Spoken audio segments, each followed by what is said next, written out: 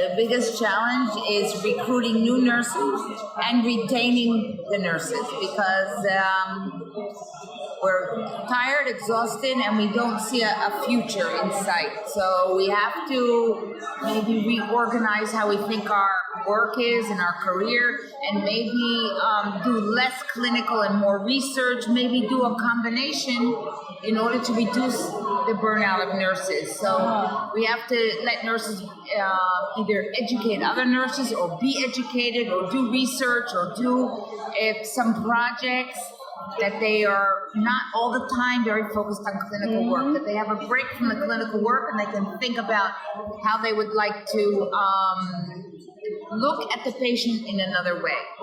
So that's why I asked Francis if I can take all this 200 patient data, take down the data and look at the data as a nurse, and I can download the data and look at it and say, okay, what are the trends? What are the things that are correlating? Age, nutrition, or not enough nutrition, and look at it.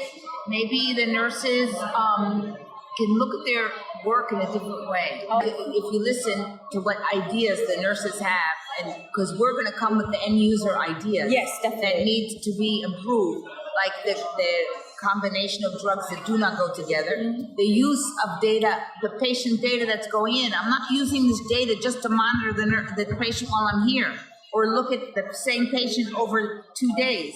I want to look at all my patient data and maybe develop algorithms that will alert me in the future that this patient is right before respiratory distress because of all the data that I have and all the logarithms that I can do. I can come up with an idea or with an alarm system that says this patient is getting close to respiratory distress, or he needs reintubation, or the NG tube is going to get clogged. It's almost clogged, so I know before it gets clogged that I have to flush it so it doesn't get clogged. These are early warning for the nurse in order that they won't be, we won't get into the complication. Before the complication happens, we want to prevent it and can do something early.